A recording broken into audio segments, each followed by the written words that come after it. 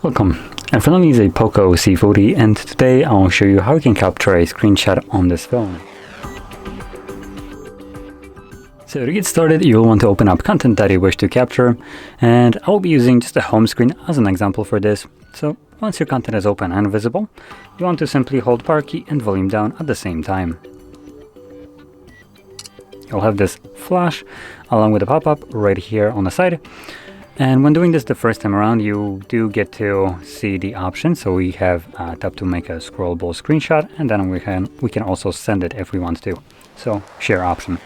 Now once you tap somewhere, it disappears, and every time you capture a screenshot, it will just stay here and then vanish after like a second or so, kind of like it did after I tapped on the screen.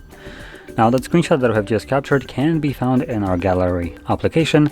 It will be visible in photos, as well as in albums under a screenshot folder. As you can see, screenshots and screen recordings. So there we go.